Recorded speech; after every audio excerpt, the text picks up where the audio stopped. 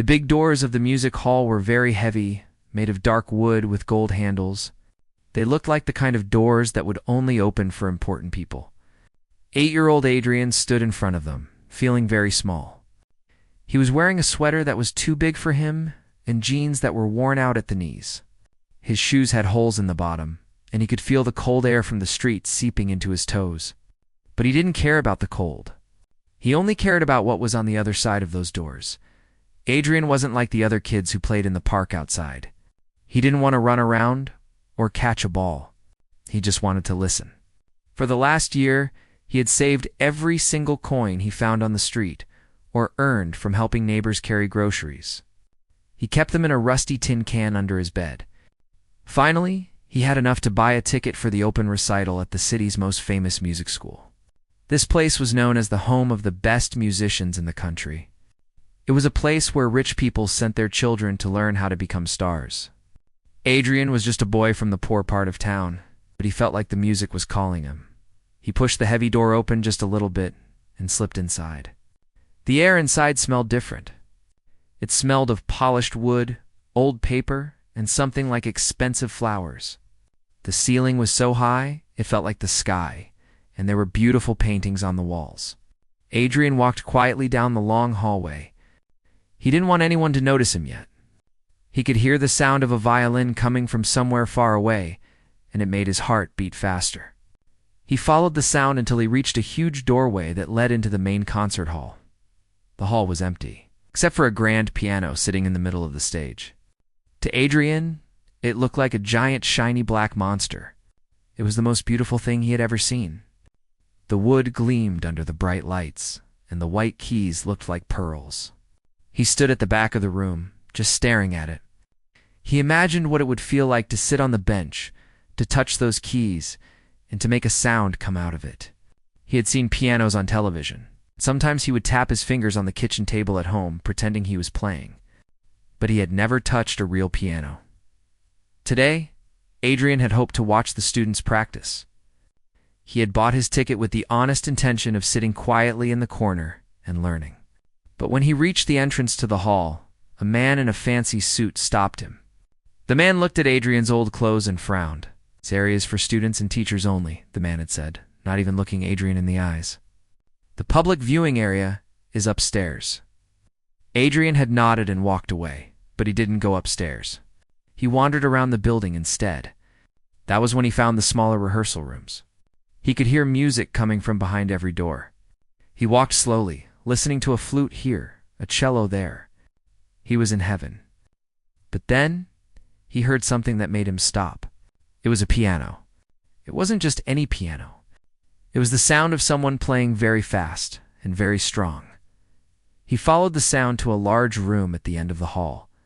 The door was slightly open, so he peeked inside. The room was filled with people. They were dressed in suits and elegant dresses. In the center of the room was the biggest piano Adrian had ever seen. A man who looked very serious was sitting at the bench, playing complicated music. Around the piano stood a group of older students and teachers, all listening with their arms crossed. Adrian watched from the crack in the door. He didn't understand the notes or the theory, but he understood the feeling. The music made him feel happy and sad at the same time. It made him want to close his eyes and fly. He stood there for a long time, forgetting about the time, forgetting that he was cold and hungry. He just watched the fingers of the pianist dance across the keyboard. They moved so fast they looked like a blur. When the music stopped, everyone in the room clapped politely. The pianist stood up and bowed. Then the group started to talk among themselves. They were talking about the music, using big words that Adrian didn't know. He saw a table with drinks and snacks on the side of the room, and the people gathered around it, laughing and chatting. The piano was left alone on the stage. This was his chance. Adrian took a deep breath. He knew he wasn't supposed to be in this room. He knew he looked like he didn't belong. But the pull of the piano was too strong. It was like a magnet pulling at his chest. He pushed the door open and stepped inside. The room was big and echoey. The people looked up when they heard the door creak. The room went quiet for a second. Adrian felt all their eyes on him. He saw the women in their jewelry and the men in their suits. He saw the way they looked at his dirty shoes and his messy hair. Some of them smiled, but it wasn't a nice smile. It was the kind of smile people give when they see a stray dog that has wandered into a party. Adrian ignored their looks. He walked toward the stage. His legs felt shaky, like jelly. He kept his eyes on the piano. As he got closer, a tall man with gray hair stepped in front of him. It was the head teacher of the school. He looked down at Adrian over his glasses. "Can I help you, young man?" the teacher asked. His voice was polite but cold. "This is a private master class. You can't be in here." Adrian stopped. He looked up at the tall man. He swallowed the lump in his throat. He knew he had to be brave. "Please, sir," Adrian said, his voice trembling just a little. I just want to touch the piano. Just for a minute. I promise I won't break it." The teacher laughed. It was a short, dry laugh. A few of the students behind him chuckled too. "Touch the piano. My boy, this instrument costs more than your entire neighborhood. It is not a toy." "I know," Adrian said quickly. "I don't want to play a song. I just want to feel the keys. Please." The teacher shook his head. "No, absolutely not. This is for talented students. Students who have dedicated their lives to music. You can't just walk in off the street and put your dirty hands on a Steinway." Adrian felt his face get hot. He looked past the teacher at the shiny black instrument. It was sitting there, waiting. He knew that if he could just sit down, even for a second, his fingers would know what to do. He didn't know how he knew it, but he felt it deep in his bones. "I can pay," Adrian lied, reaching into his pocket and pulling out his empty hand. He realized too late he had spent his last coin on the ticket. He had nothing left. The teacher sighed, losing his patience. "Listen, son. Go back to where you came from. Music is for those who can afford it. Go on now." The teacher turned his back on Adrian and walked away to join the others by the snack table. One of the students, a young man with very shiny hair, shook his head. "Some people have no respect," he whispered loud enough for Adrian to hear. "They think they can just take whatever they want." Adrian stood alone in the middle of the room. The humiliation burned in his chest. He felt tears stinging his eyes, but he blinked them away. He wouldn't cry. Not in front of them. He looked around the room. Everyone had gone back to their conversations. They were acting like he wasn't even there. To them, he was invisible. He was just a nuisance that had been swatted away. He looked at the piano one last time. It looked so lonely up there on the stage. It was calling to him. He knew he should leave. He knew the teacher would be angry if he stayed. But his feet felt like they were glued to the floor. He remembered the sound the pianist made earlier. It was magic.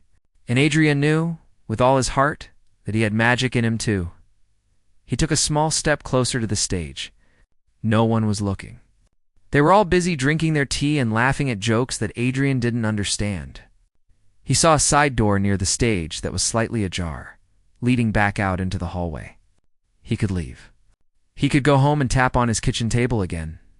But then he would never know. Adrian looked at the teachers, with their fancy suits and their noses in the air. They thought he was nothing. They thought he was just a dirty beggar. He clenched his small fists at his sides. He wanted to show them.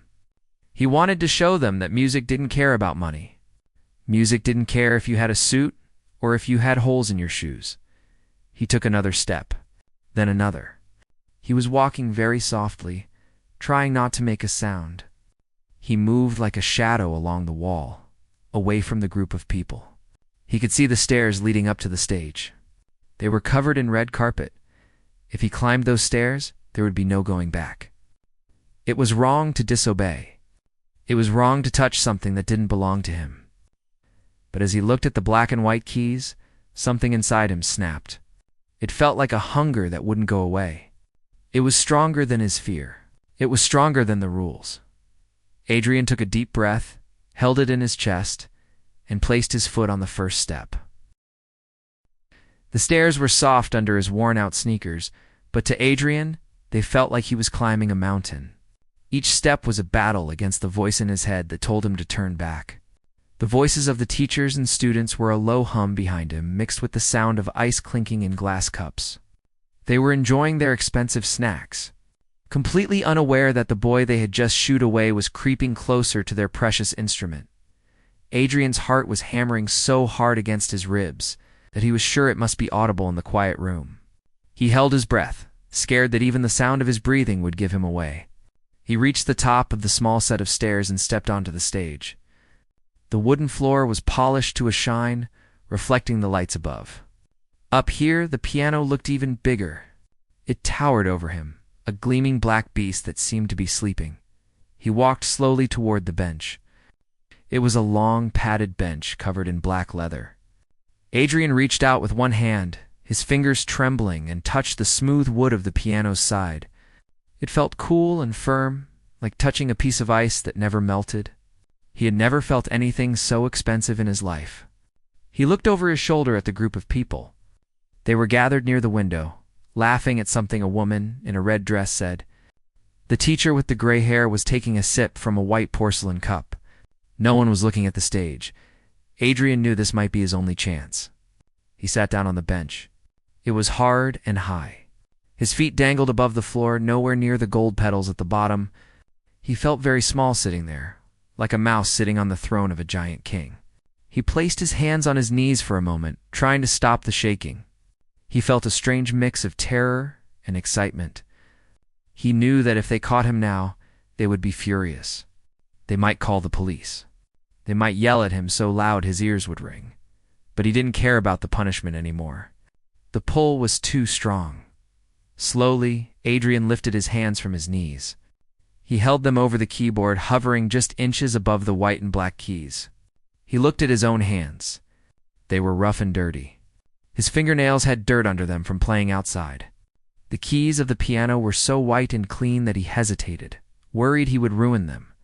But the desire to hear the sound was stronger than his worry about the dirt. He lowered his fingers. He didn't press down hard at first. He just wanted to feel the texture. The plastic was cool and smooth. It felt slippery compared to the rough wood of the kitchen table he used at home. He let out a breath he didn't know he was holding. He was touching it. He was actually touching a real piano. Adrian closed his eyes. He blocked out the sounds of the people talking behind him. He blocked out the smell of the perfume and the fear of getting caught. In his mind, he went back to all the times he had stood outside this building, listening to the music drifting through the vents. He remembered the beautiful, sad song he had heard a student playing last month. He remembered the fast, happy song he had heard on the radio in the grocery store. He remembered every note, every rise and fall of the music. He didn't know how to read notes on a page, but his brain held the music like a picture. His right index finger found a key. He pressed it down gently. A clear high note rang out in the hall. It was a beautiful sound, pure and ringing like a bell cutting through the air. To Adrian, it sounded like an angel singing. The note lingered in the air, vibrating against the walls. He froze, terrified that the sound would make everyone turn around.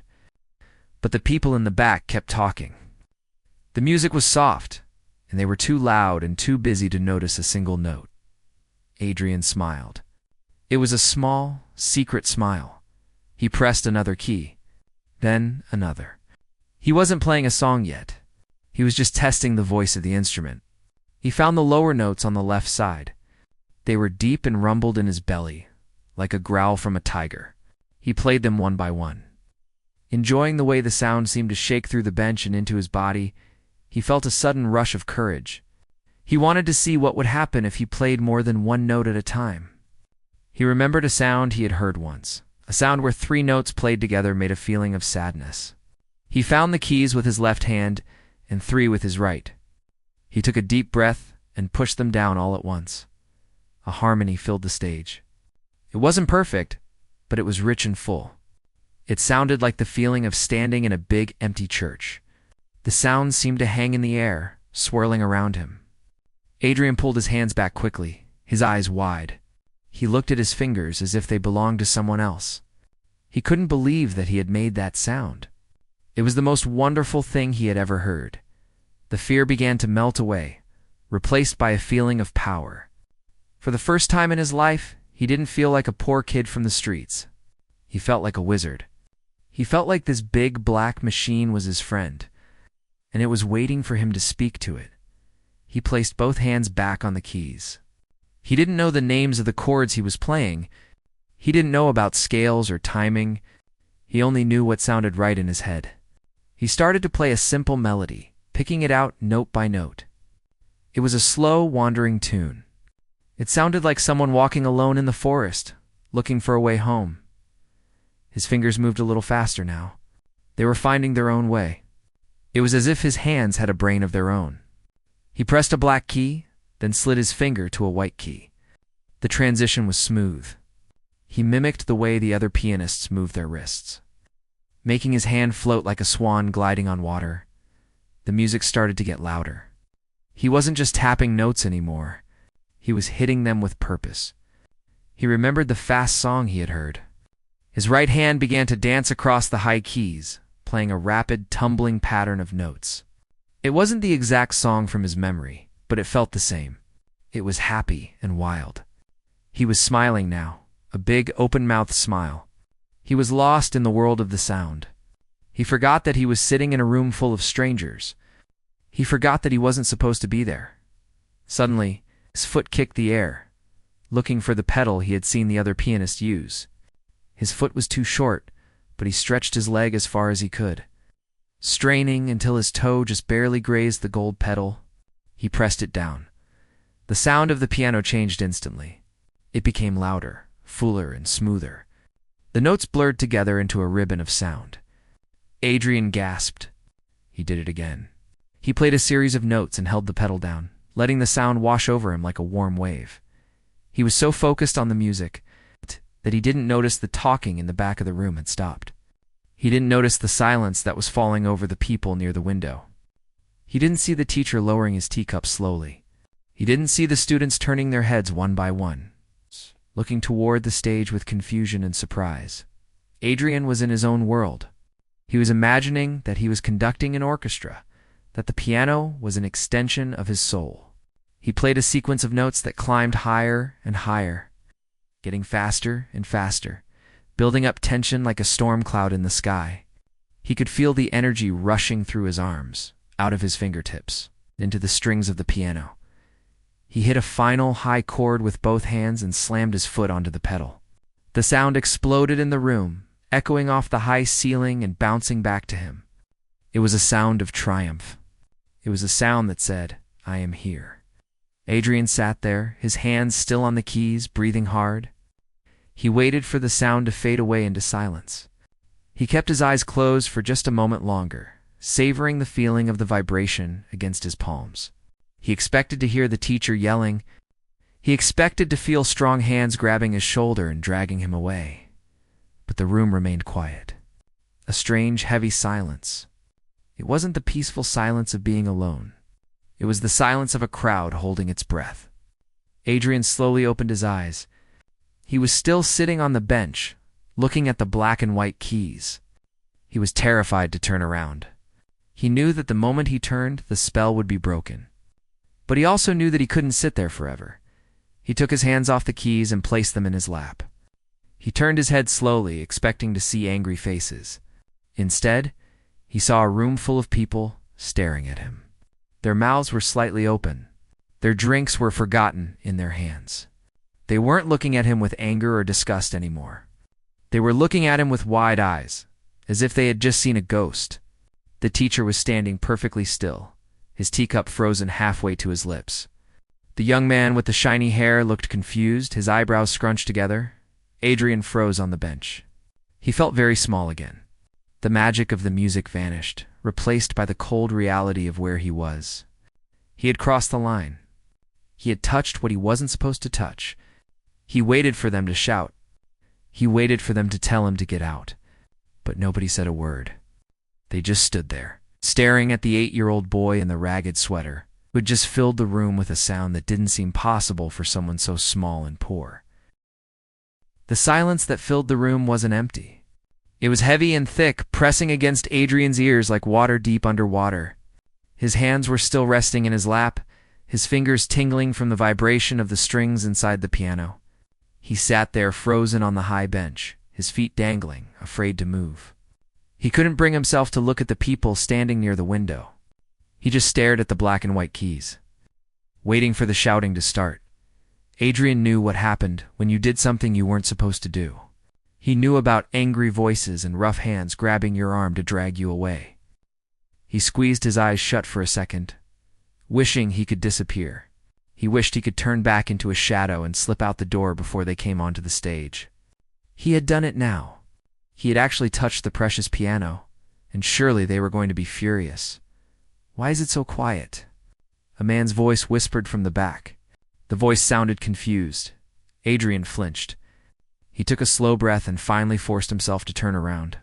He expected to see anger.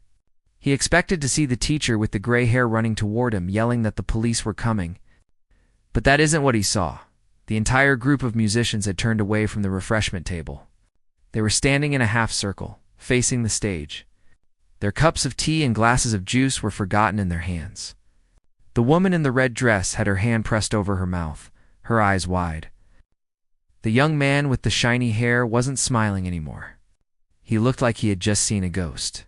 They were all looking at Adrian, but they weren't looking at his dirty clothes or his scuffed shoes anymore. They were looking at him like he was a puzzle they couldn't solve. The teacher with the gray hair slowly lowered his teacup onto a nearby table. He didn't take his eyes off the boy. He took a step forward, then another. The heavy click of his dress shoes against the wooden floor was the only sound in the room. Adrian watched him come, his heart hammering against his ribs again. He gripped the edge of the piano bench, his knuckles turning white. The teacher walked up the 3 steps to the stage. He stopped a few feet away from Adrian. The man's face was serious, but his eyes weren't cold anymore. They were searching. He looked at the piano, then back at the boy. It was as if he was trying to figure out how this impossible thing had just happened. "Boy," the teacher said. His voice was low and rough, not unkind, but commanding. Adrian didn't answer. He just nodded slightly, his throat too tight to speak. "Who taught you that?" the teacher asked, waving a hand at the piano keys. "Was that your father? Is he a musician?" Adrian shook his head quickly. He looked down at his sneakers. "No, sir," he whispered. "I don't have a dad, and nobody taught me." The teacher frowned. He crossed his arms over his chest. "Don't lie to me." That was the pathetic sonata. Not perfectly, but close. That is not something a child just knows. You cannot play the third movement like that without training. "I wasn't trying to play that," Adrian said, his voice shaking a little. I just played what I heard in my head. I heard someone play it a long time ago outside the window." The teacher raised an eyebrow. He looked at the other musicians, then back at Adrian. "You memorized that just by hearing it once? And the other part? The fast part? The improvisation?" "It just felt right," Adrian said. He felt tears stinging his nose. He wished they would just punish him and get it over with. "I'm sorry. I know I shouldn't have touched it. I'll go now." Adrian started to slide off the bench, ready to run for the door. "Stop," the teacher said. It wasn't a yell, but it was a word that carried weight. Adrian froze, 1 foot on the floor, 1 foot still on the bench. The teacher stepped closer and looked down at Adrian's hands. "Look at your fingers," he said softly. "They are dirty. They are rough. They look like hands that dig in the dirt." Adrian pulled his hands away and hid them behind his back, ashamed. And yet, the teacher continued, talking more to himself than to Adrian. "Those hands just made a sound that I haven't heard from a student in 10 years. The woman in the red dress walked up the steps onto the stage. She was followed by the young man with the shiny hair and a few others. They gathered around the piano, forming a wall around Adrian.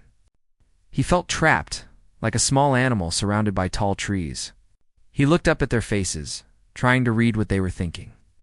"Do it again," the young man said abruptly. His tone wasn't mean, but it was demanding. "Play that fast part again, right now." Adrian looked at the teacher. The old man nodded once. "Go ahead. Let's see if it was a trick." Adrian didn't want to. He was scared, and his hands were sweating. But he knew that if he didn't, they would probably grab him. He turned back to the piano and placed his hands on the keys. As soon as his skin touched the ivory, the fear seemed to drain away a little. He closed his eyes. He didn't think about the people watching him. He just let his mind go back to that place where the music lived. He started to play. This time, he wasn't testing the keys. He let his fingers fly. He played the fast, tumbling run of notes, loud and clear. He didn't hold back. He let the anger and the fear he felt pour out of his hands and into the strings. The music was wild and untamed. It wasn't perfect like a robot. It missed a few notes, but the rhythm was powerful. It sounded like a storm beating against a roof. He played faster and faster, his hands crossing over each other, his head bobbing to the rhythm. He heard someone gasp. He heard the woman in the red dress whisper, "Oh my goodness." He kept playing until his fingers hurt. He built up to a loud, crashing finale and then stopped abruptly, letting his hands drop to his sides. He opened his eyes and turned around. The looks on their faces had changed completely. The arrogance was gone. The fancy clothes and the expensive educations didn't seem to matter anymore. They were just standing there, their mouths open, looking at the piano as if it had just spoken to them. The teacher stepped forward and gently placed a hand on Adrian's shoulder. The hand was heavy and warm. For the first time, the touch wasn't to push him away. It was to steady him. "How long have you been playing?" The teacher asked, but this time his voice was full of wonder, not suspicion. "Today's the first time," Adrian said honestly. "I never touched a piano before." A murmur went through the group of students. They looked at each other in disbelief. "He's lying," one girl whispered. "It's impossible." "He's not lying," the teacher said firmly. He looked at Adrian with a gaze that made the boy feel like he was looking right through him. "You see, this is why I always say true talent is a gift from God. It is not bought with money. It is not earned by practicing for hours. It is just there." Adrian didn't know what to say. He felt a strange warmth in his chest. He was used to people telling him he was dirty or unwanted. He wasn't used to people looking at him with respect. "I have to go," Adrian said quietly. He tried to slide off the bench again. "My mom will be worried." The teacher tightened his grip on Adrian's shoulder, just a little. "Not yet," he said. "You cannot play like that and just walk out the door. Do you know what this is? Do you know what you have inside you?" Adrian shook his head. "I just like the noise." The teacher laughed. It was a real laugh this time, a sound that came from deep in his belly. He looked at the other teachers and smiled. "He just likes the noise." "Gentlemen, ladies, we have been trying to teach these students how to feel music for years. And here is a street child who plays with more soul in one finger than all of them combined." The students looked down at their feet. Some of them looked embarrassed. The young man with the shiny hair looked at the piano, then at Adrian. He didn't look arrogant anymore. He looked humbled. "Play something else?" the teacher asked, his voice softening. "Play something slow. Something sad." Adrian thought for a moment. He thought about how he felt when he saw other kids with new bikes, or when he saw families eating dinner in warm restaurants while he was hungry. He thought about being alone. He placed his hands on the keys and began to play a slow, mournful melody. He didn't try to make it loud. He played it soft and gentle, like he was whispering a secret. The room became deadly quiet. No one moved. No one breathed. The music floated up to the high ceiling and filled every corner. It was a heartbreaking sound. It was the sound of a little boy who had seen too much hardship in his 8 years. When he finished, there was a long silence. The teacher wiped his eye with a handkerchief. The woman in the red dress was crying. "Okay," the teacher said, clearing his throat. He looked at Adrian with a serious expression. "You are going to come back here? I don't care where you live. I don't care who your parents are. You have a gift, and we are going to take care of it." Adrian looked up at him, surprised. "I can come back." "You will come back," the teacher corrected him, "and we will find you a proper piano. And we will teach you how to read the music that is already in your head." Adrian looked at the piano, then at the teacher, and then at the other people.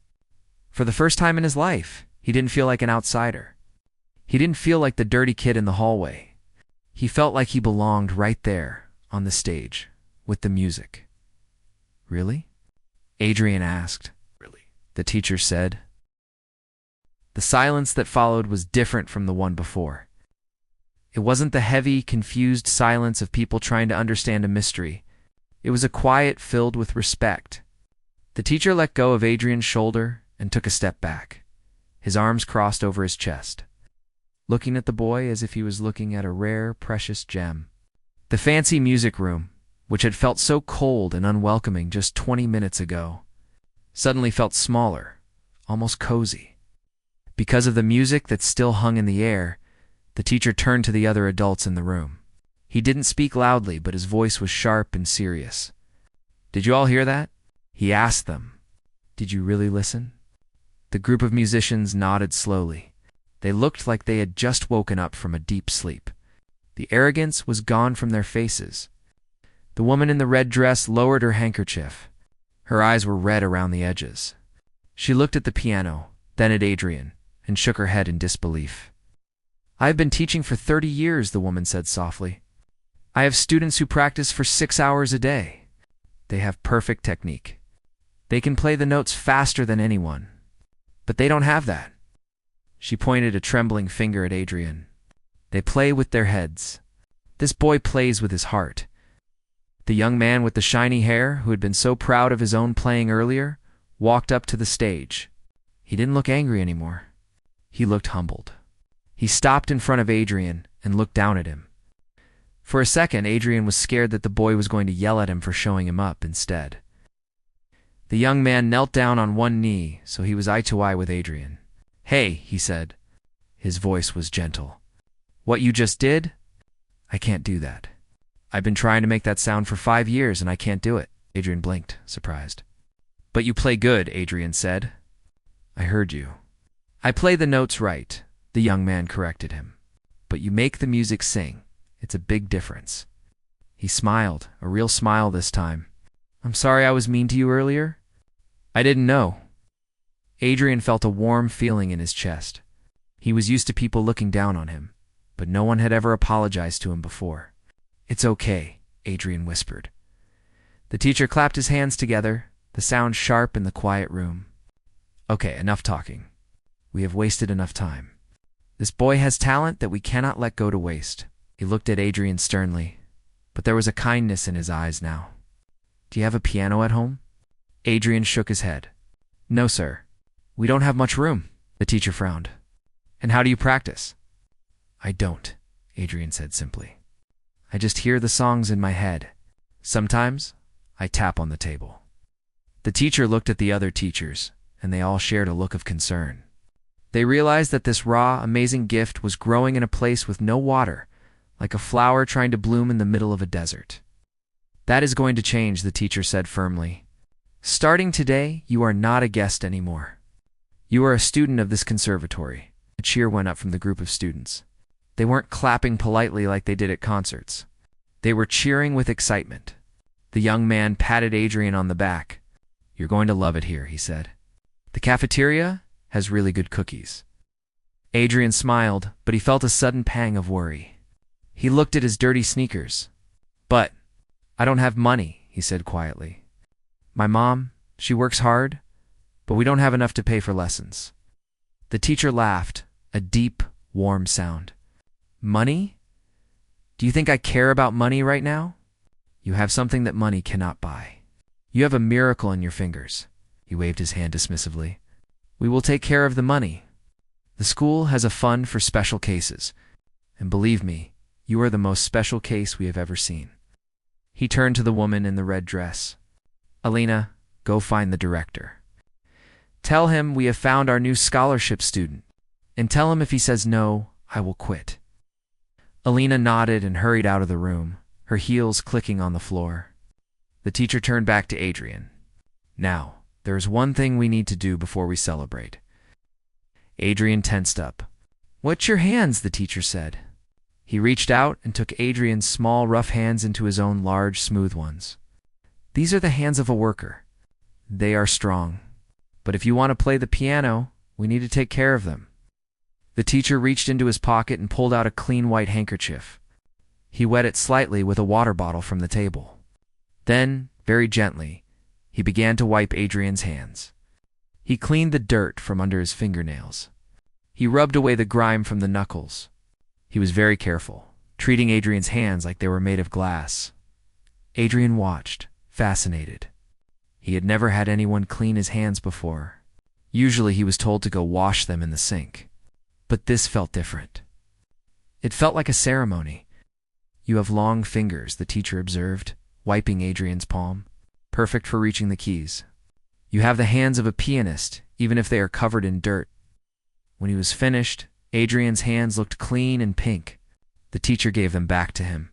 "Now," the teacher said, "you are going to play one more time. But this time, don't just play from memory. I want you to play what you feel right now. Look at these people. Look at this room. Tell us what you see with the music." Adrian looked around the room. He saw the rich people who had ignored him now, looking at him with hope. He saw the grand piano that had seemed so scary now, feeling like a friend. He thought about how his life had changed in just 1 hour. He felt a burst of happiness, but also a feeling of peace, like he had finally found where he belonged. He turned to the piano and placed his clean hands on the keys. He didn't play a sad song this time. He played a song that felt like the sun coming out from behind the clouds. It started slow and soft, then it grew, getting brighter and happier. It wasn't a famous song. It was just a melody that flowed out of him, straight from his heart to the keys. The music filled the room. This time, the people didn't just stand there. They started to smile. They started to tap their feet. It was music that made you feel good to be alive. While Adrian played, the heavy door at the back of the room opened. An older man with white hair walked in. It was the director of the school. He looked serious and important, wearing a suit that looked even more expensive than the teacher's. He stopped in the doorway, listening to the music. He saw the dirty boy on the stage and the famous teachers watching him. He saw the way the teacher was beaming with pride. The director walked up to the stage slowly. He didn't interrupt the playing. He just stood there, listening. He heard the raw talent, the emotion that couldn't be faked. He saw the way Adrian's eyes closed as he played, lost in the world of sound. The director, a man who had heard thousands of musicians in his life, felt a shiver go down his spine. He knew he was witnessing something special. Adrian finished the song with a bright, ringing chord. He opened his eyes and saw the director standing there. He froze, worried he was in trouble with the boss. The director walked up the steps. The teacher stepped forward. "Well?" the teacher asked. "What do you think?" The director looked at the teacher, then at Adrian. He didn't say anything about the boy's clothes or his background. He didn't ask for money. He simply reached out and shook Adrian's hand. "You start tomorrow morning," the director said. 8 a.m. Don't be late." The room erupted in cheers and clapping. The students rushed the stage, gathering around Adrian. For the first time in his life, Adrian was surrounded by people who didn't care about how he looked or how much money he had. They only cared about the music he made. They high-fived him and patted his back. The young man gave him a thumbs up. Adrian sat on the bench, surrounded by the noise and the excitement. He looked at his clean hands resting on the black and white keys. He thought about the rusty can under his bed at home, where he used to keep his coins. He didn't need to save money to listen anymore. He was here.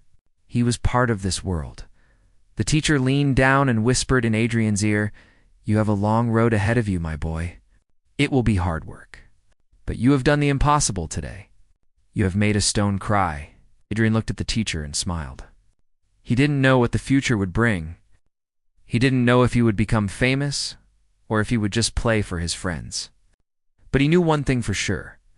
He had touched the piano, and the piano had touched him back. The miracle wasn't just the music. The miracle was that he had been heard. The sun was beginning to set outside the tall windows of the conservatory, casting long golden shadows across the floor. The excitement in the rehearsal room had finally settled down.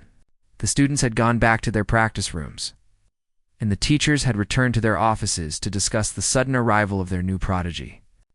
But for Adrian, the real world was waiting just outside those heavy doors. He walked slowly down the long hallway, his sneakers squeaking softly on the polished wood. He felt different. He didn't feel like the poor kid from the streets anymore. He felt like he was carrying a secret treasure in his chest. He looked at his hands as he walked. They were still clean from when the teacher had wiped them with the handkerchief. It felt strange to have clean hands and dirty clothes at the same time when he pushed open the front doors of the conservatory. The cool evening air hit his face. The city was loud. Cars were honking and people were rushing home from work. The magic of the piano room seemed far away now. He had to walk back to his neighborhood, which was a long way from the fancy part of town. As he walked, the reality of his life started to creep back in. He passed a grocery store and smelled fresh bread, which made his stomach rumble. He hadn't eaten since breakfast. He passed other kids playing in the street, kicking a ball around. They looked happy and normal. Adrian wondered if they would believe him if he told them he had played a grand piano today. He knew they wouldn't. They would probably laugh and tell him to stop dreaming. By the time he reached his small apartment building, the sky was dark. He climbed the stairs that smelled like old cooking and bleach. When he opened the door to his home, his mother was sitting at the small kitchen table, counting coins. She looked tired. Her face was lined with worry, and her hands were rough from scrubbing floors all day. She looked up when Adrian came in. "Where have you been?" she asked, her voice sounding tired. "I was worried. You didn't come home for lunch." Adrian stood by the door. He wanted to tell her everything. He wanted to tell her about the piano, the teacher, and the director. He wanted to tell her that he didn't have to save pennies anymore to listen to music, but the words felt stuck in his throat. He was afraid she would think he was lying, or worse, that he had gone somewhere he shouldn't have and was making up stories to cover it up. "I went to the music school," Adrian said quietly. His mother stopped counting the coins. She looked at him, her eyes narrowing. "The music school? On the hill?" "Adrian, you know we can't afford to even walk on the grounds there. Security guards will chase you away." "I know," Adrian said. He walked over to the table and sat down across from her. "I didn't go to steal anything. I went to listen." He told her the story. He told her how he slipped into the room, how the mean teacher told him to leave, and how he sat at the piano anyway. He told her about the song he played and how the teachers reacted. As he spoke, his mother's expression changed. She went from looking annoyed to looking confused and then to looking shocked. "You played the piano?" she asked. "A real one?" "Yes," Adrian said. "And the teacher, the head teacher," he said, "I have a gift. He said I can go back tomorrow. He said the school will pay." His mother looked at him for a long time. Adrian could see the doubt in her eyes. They had lived a hard life, and hard life teaches you to be suspicious of good luck. But then she looked at his hands. They were resting on the table. Usually, they were grimy under the fingernails. Tonight, they were clean, and she saw the look in his eyes. It was a look of pure hope that she hadn't seen in a very long time. She reached out and took his hands. She turned them over, looking at the palms, then the back of his hands. "These are the hands of a worker," she whispered, echoing the words the teacher had said earlier. "I don't have to work only with my hands, Mom," Adrian said softly. "I can work with music." A single tear rolled down his mother's cheek. She quickly wiped it away and smiled. It was a tired smile, but it was real. "Then you go," she said firmly. "You go tomorrow and you show them. You make us proud." The next morning, Adrian woke up before the sun came up. He was too excited to sleep. He put on the best clothes he had, the same jeans and sweater he had worn the day before. But he made sure they were as clean as possible. He washed his face and brushed his teeth until they shined. He packed his small backpack, but he didn't put any toys inside. He just put an apple for lunch. He walked to the conservatory with a spring in his step. The city looked different today. The gray buildings seemed to have color, and the honking cars sounded like music to him. He wasn't just walking to school. He was walking to his future. When he arrived at the conservatory, the doors were open. The man in the fancy suit, the security guard who usually ignored poor kids, was standing there. He looked like he was going to stop Adrian, but then the door opened behind him. It was the teacher with the gray hair. "Good morning." The teacher called out loudly. He walked right past the security guard and put an arm around Adrian's shoulder. "I was hoping you would be early. We have much to do." The security guard's mouth fell open. He watched as the teacher led the boy with the ragged sweater through the lobby, as if he was a prince. "Can I go to the big room?" Adrian asked. "Today we start small," the teacher said. "You need to learn the notes. You need to learn how to read the music. But first there is someone I want you to meet." He took Adrian to a smaller practice room. Inside, sitting at a piano, was the young man with the shiny hair. The young man stopped playing when they walked in. "This is our top student," the teacher said. "He is going to help you with your fingering, and you are going to help him with his feeling." The young man stood up and offered Adrian his hand. "Partners?" he asked. Adrian shook his hand. "Partners," he said. The teacher smiled. "All right. Sit down. Let's begin." Adrian sat at the piano. It wasn't the giant black Steinway from the stage, but it was still a beautiful piano. He placed his hands on the keys. He felt a little nervous now that it was time for a real lesson. He didn't know the names of the notes. He didn't know middle C from a hole in the ground. The teacher pointed to a white key. "This is C," he said. Adrian pressed it. A clear note rang out. "Now D." The teacher pointed to the next one. Adrian pressed it. "Very good," the teacher said. "Now forget what I just told you." Adrian looked up, confused. "Forget it? Play me what you feel right now," the teacher said. "Just play." Adrian took a deep breath. He thought about his mother's smile this morning. He thought about the feeling of walking up the hill with the sun rising. He thought about how lucky he was. He closed his eyes and let his fingers move. A melody flowed out, simple and sweet. It was like a bird singing in the morning. It wasn't complicated, but it was beautiful. The teacher and the young man stood there and listened. They looked at each other and nodded. They knew that teaching him the notes would be easy. He was a natural. He didn't just learn music, he felt it. He breathed it as the weeks went by. Adrian's life changed completely. He spent every afternoon at the conservatory. He learned to read music faster than anyone else. He learned about rhythm and scales. But he never lost the raw magic that he had that first day. Whenever he played, people would stop and listen. Students would gather outside the practice room just to hear the boy with the miracle hands. A few months later, the school held a small concert. It was just for the students and their families, but the hall was packed.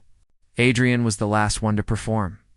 He walked out onto the stage wearing a new shirt that his mother had saved up to buy him. It was white and crisp, and he looked very handsome. He sat at the big Steinway piano. The lights shone down on him. He looked out into the crowd and saw his mother sitting in the front row. She was holding a handkerchief and crying happy tears. He saw the teacher with the gray hair standing in the back with his arms crossed, smiling proudly. Adrian took a deep breath. He didn't feel small anymore. He didn't feel like the dirty kid who begged to touch the keys. He felt strong. He placed his hands on the piano and began to play. The music was powerful and loud, then soft and gentle. It told the story of his journey, the hunger, the cold, the dreaming, and finally, the happiness of being found. The audience sat in total silence. When he hit the final chords, the silence lasted for 1 second, and then the room exploded. Everyone stood up. They clapped until their hands hurt. They shouted, "Bravo!" Adrian stood up and bowed. He looked at his hands one more time.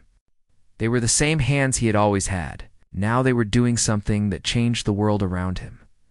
He walked off the stage and into the arms of his teacher. He had come a long way from the hallway, where he wasn't allowed to enter. He had begged for a touch, and that touch had turned into a miracle that would last forever.